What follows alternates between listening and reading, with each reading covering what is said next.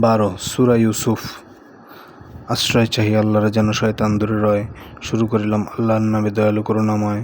আলিফ লাম রা। তোমরা বোঝো কি অর্থ এর? এগুলো আয়াত সুস্পষ্ট প্রকাশ্য কিতাবের। আমি নাজিল করিয়াছি এই কুরআন আরবিতে, যেন পারো বুঝে নিতে। ওহি মারফতে তোমার নিকট পাঠিয়ে কুরআন তোমাকে জানাই আমি কিছু উৎকৃষ্ট উপাখ্যান, যদিও বা এর পূর্বে তোমার ছিল না এসব জ্ঞান। মনে করে দেখো, ইউসুফ যবে বলল পিতাকে তার, হে প্রিয় পিতা আমার, 11 তারকা চন্দ্র সূর্য দেখলাম নিদ্রায়, উহারা রয়েছে আমার সম্মুখে অবনত সিজদায়। বলল সে, ওহে পুত্র, তোমার স্বপ্নের বর্ণনা তোমার অন্য ভাইদের কাছে করিও না আলোচনা। তাহারা করবে তোমার ব্যাপারে ষড়যন্ত্রের পণ। শয়তান যেন মানবজাতির প্রকাশ্য দুশ্মন। এভাবে তোমার প্রভুই তোমাকে করবেন মনোনীত, স্বপ্নের বৃত্তান্ত বিষয়ে করবেন শিক্ষিত। তোমার এবং নবী ইয়াকুবের পরিজন পরিবার সকলের প্রতি করুণাপূর্ণ করবেন তিনি তার। পূর্বেও তিনি যেভাবে করুণা ছিলেন পূর্ণ করে পিতৃপুরুষ ইব্রাহিম ও ইসহাকের উপরে। জেনে রেখো, নিশ্চয় সকল বিষয়ে মালিক তোমার জ্ঞানী ও প্রজ্ঞাময়। ইউসুফ আর তার ভাইদের ঘটনার বিবরণ জিজ্ঞাসুদের জন্য ইহাতে রয়েছে নিদর্শন। তারা বলেছিল পিতার নিকট, আমাদের চেয়ে প্রিয় আমাদের সৎ ভাই ইউসুফ ও তার ভাই শিও। আমরা একটি সংহত দল, সংখ্যায় শক্তিতে আমাদের পিতা আছেন, অথচ প্রকাশ্য ভ্রান্তিতে।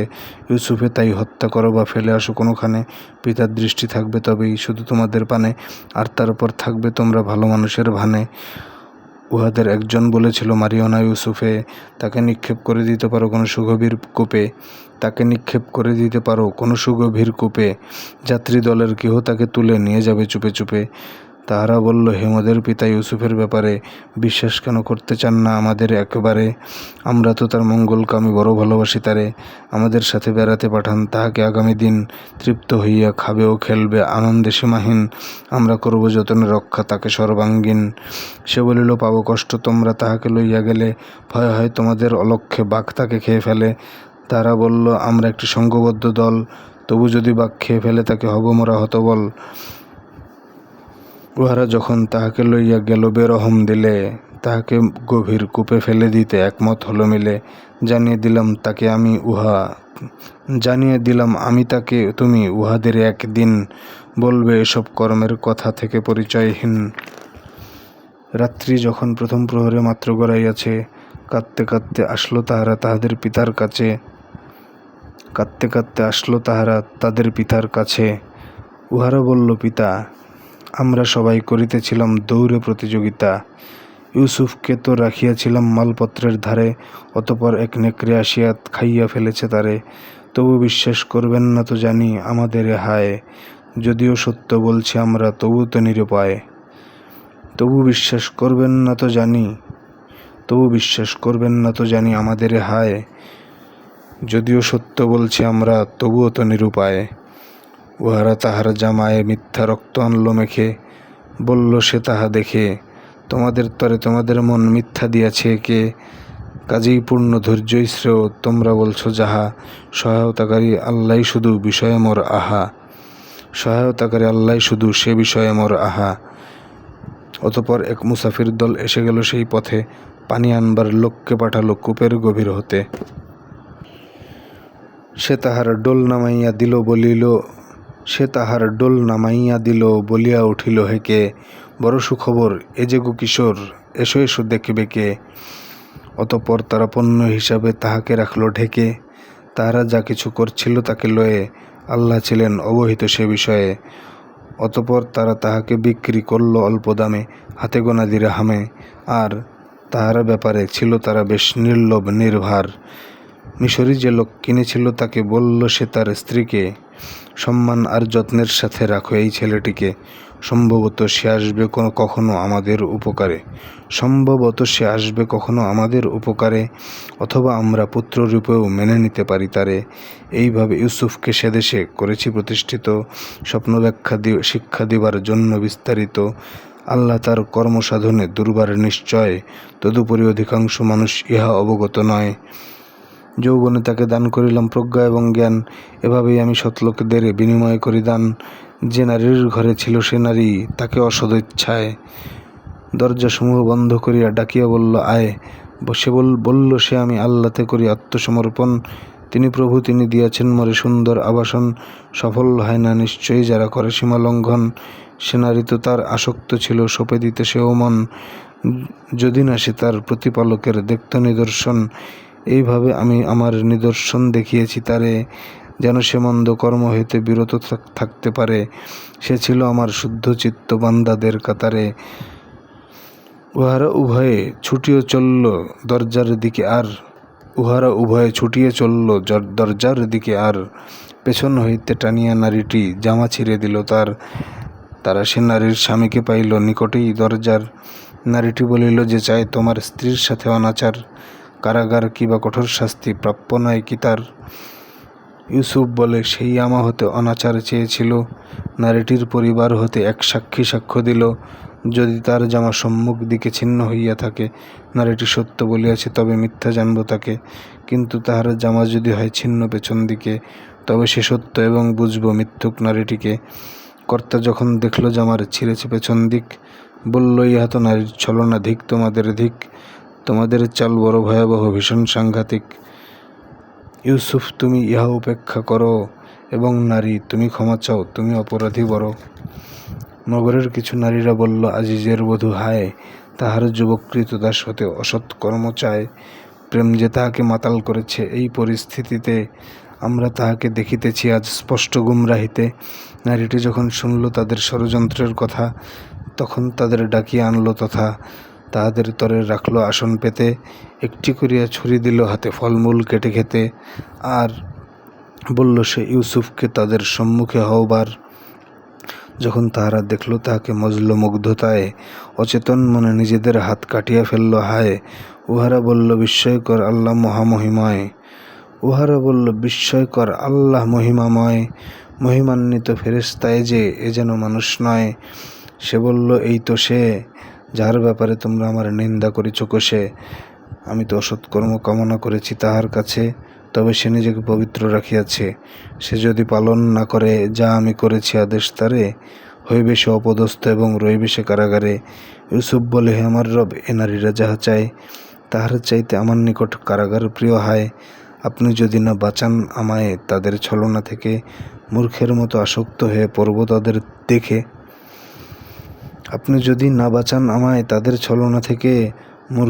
আসক্ত হয়ে পড়ব তাদের দেখে। অতঃপর তার আহ্বানে সাড়া দিলেন মালিক তার, তাদের ছলনা হইতে তাহাকে করিলেন উদ্ধার। নিশ্চয়ই তিনি সর্বশ্রোতা ও জানা আছে সবই তার।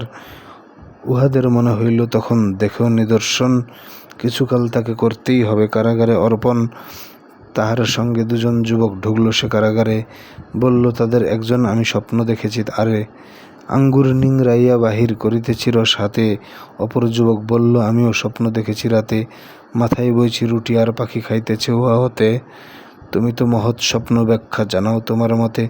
ইউসুফ বলে, তোমাদেরকে যে খাদ্য পাঠানো হয়, তাহা আসবার পূর্বেই আমি জানাবো তা নিশ্চয়।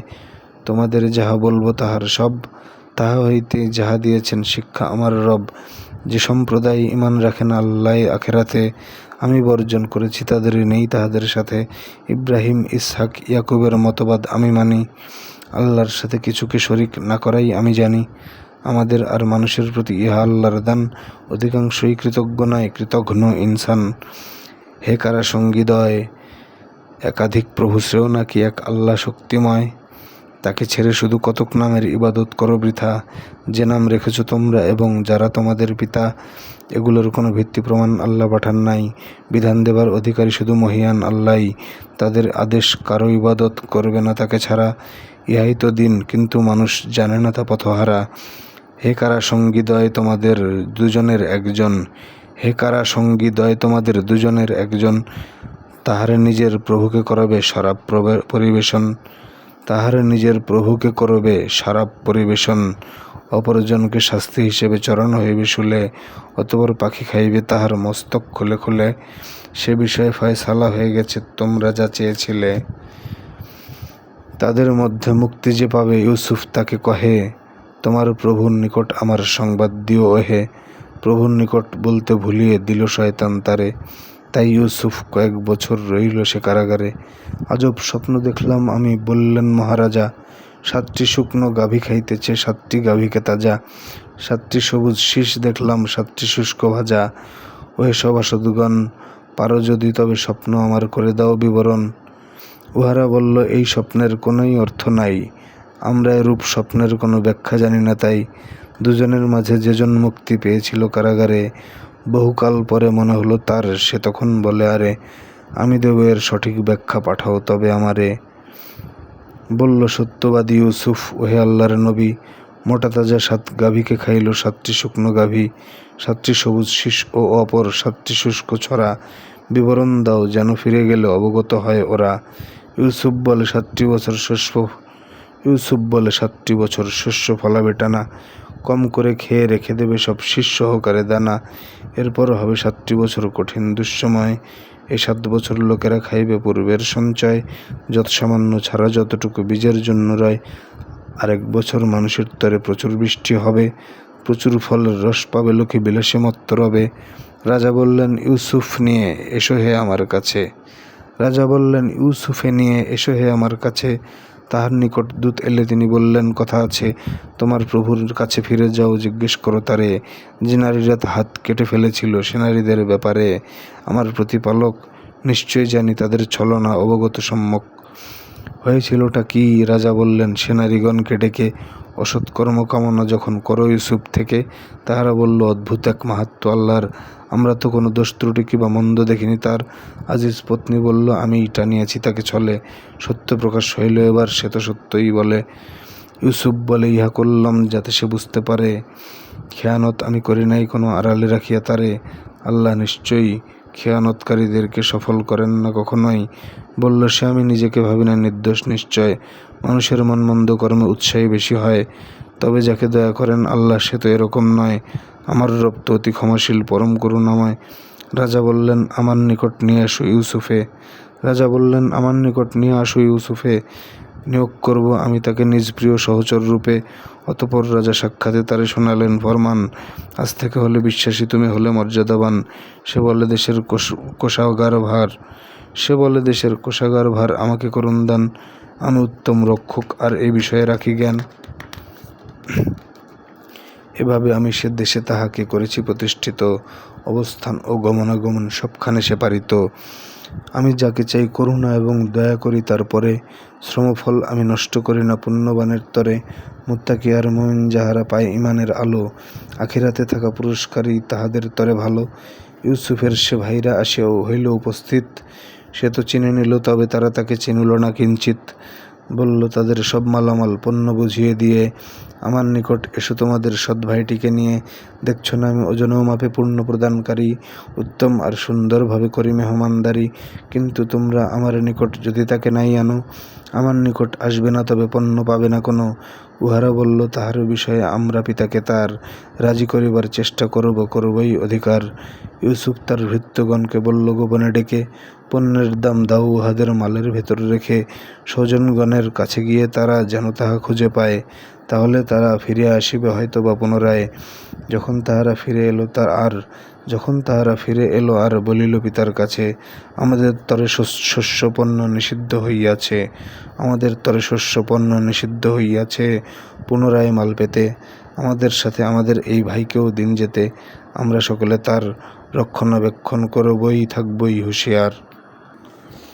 সে বলল, করব কি বিশ্বাস সেভাবেই তোমাদেরকে, যেভাবে করেছি পূর্বেও তার ভাইটির সম্পর্কে।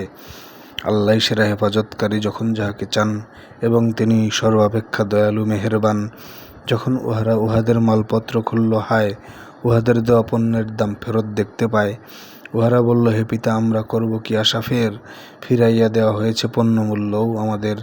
পরিবার তরে খাদ্যপণ্য আনব আবার, তবে আমাদের এই ভাইকেও আমরা রক্ষা করব সবে। আরও 1 উট খাদ্য আনব, কম ছিল গতবার। পিতা বলে, তাকে তোমাদের সাথে পাঠাবো না কখনোই। আল্লাহর নামে যদি না শপথ করে বলো, নিশ্চয়ই আমার নিকট তোমরা আবার আনিয়া দিবেই তাকে, যদি অসহায় না হও তোমরা কঠিন দুর্বিপাকে।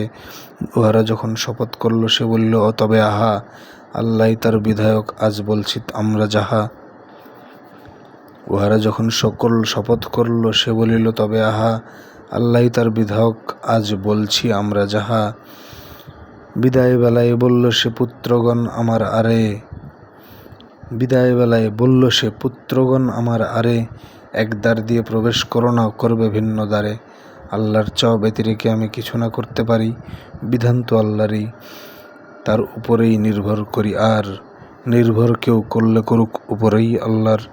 পিতার আদেশ মতোই যখন প্রবেশ করল তারা, উহা তাহাদের কাজে আসলো না আল্লাহর চাওয়া ছাড়া। পুরা করেছিল ইয়াকুব শুধু হৃদয়ের অভিপ্রায়, মানুষের অধিকাংশই ইহা জানিতে পারে না। হায়, সে অবশ্যই জ্ঞানী ছিল, আমি শিখিয়েছিলাম তাই। উহারা যখন হাজির হইল ইউসুফ দরবারে, ইউসুফ তার আপন ভাইকে রাখল নিজের ধারে এবং বলল, জেনে রাখো আমি আপন ভাই তোমার। উহাদের কৃতকর্মের লাগি দুঃখ করো না। আর উহাদের সব শস্যপণ্য গুছিয়ে দেবার কালে সে তার পানপাত্র রাখিল আপন ভাইয়ের মালে। অতপর এক লোক ডেকে বলে, হে যাত্রী দল, শোনো, তোমরা তো চোর, তোমাদের মাঝে চোর ঢুকে আছে কোনো? উহারা বলল তাহাদের দিকে ফিরে, কি হারাইয়াছ বলো তো আস্তে ধীরে।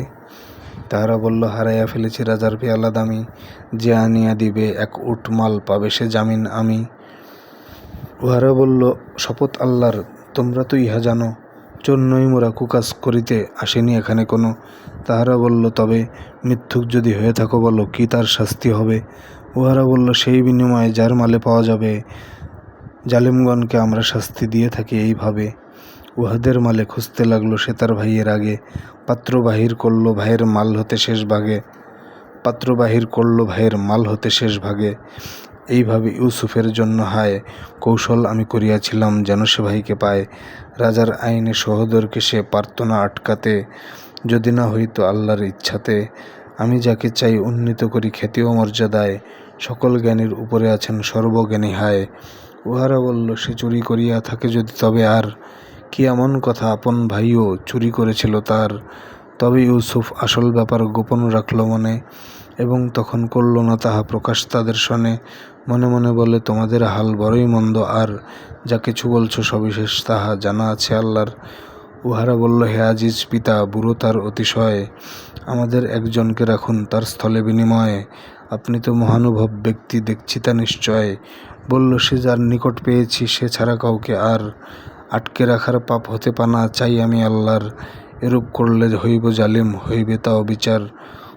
উহারা যখন পূর্ণ নিরাশ হইল তাহার শনে, পর্যালোচনা করতে লাগল সরে গিয়া নির্জনে।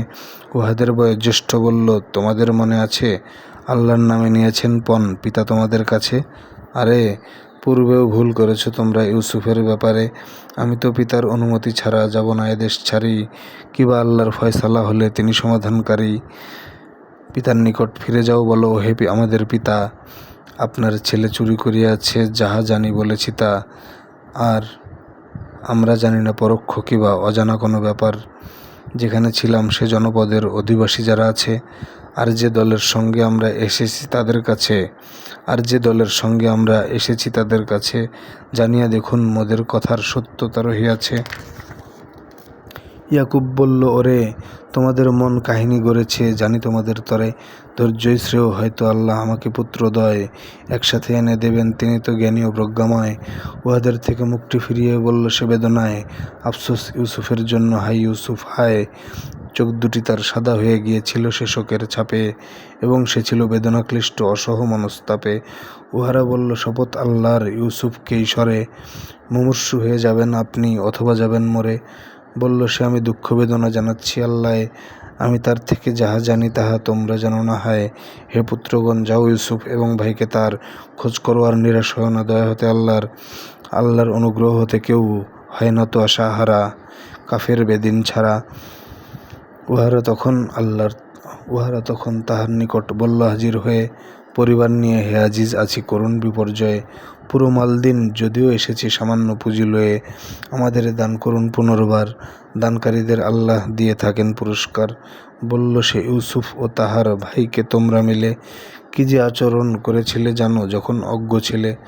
উহারা বলল, ইউসুফ তুমি? সে বলে, আমি। আর এ আমার ভাই, আমাদের প্রতি অনুগ্রহ আল্লাহর।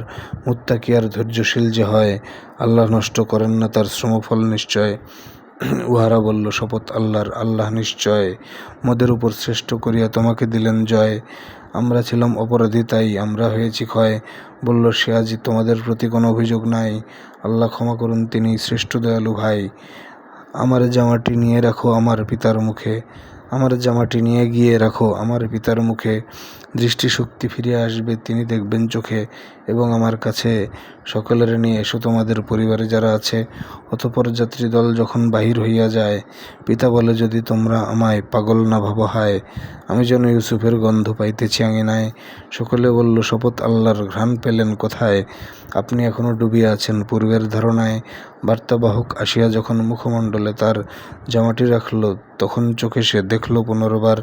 বলল সে, আমি তোমাদের কাছে বলি নাই আগে? আহা, আল্লাহর কাছে আমি যাহা জানি তোমরা জানো না তাহা।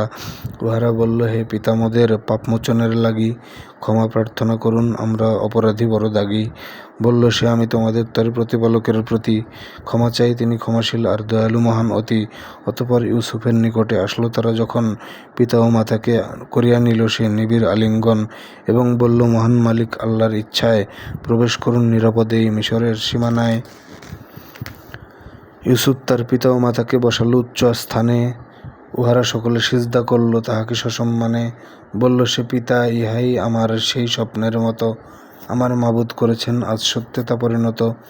তিনি আমাকে কারাগার থেকে মুক্ত স্বাধীন করে শয়তানি ফাঁদে ভাইদের সম্পর্ক ভাঙার পরে মরু অঞ্চল হইতে আনিয়া আপনাদেরকে হেথা আমার উপর দয়া করেছেন, মুছে দিয়েছেন ব্যথা।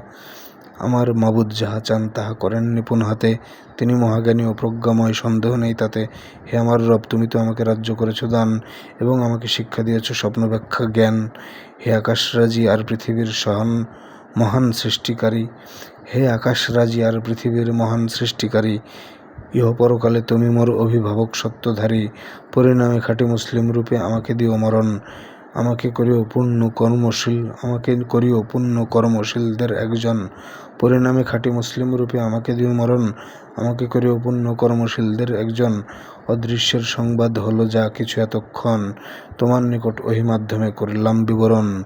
একমত তারা হয়েছিল যবে ষড়যন্ত্রের কালে, তুমি তো ছিলে না তাহাদের সাথে সামনে বা আবডালে। যতই তোমার অন্তর চায়, যতই আশায় রয়, মানুষের অধিকাংশই যেন ঈমান আনার নয়।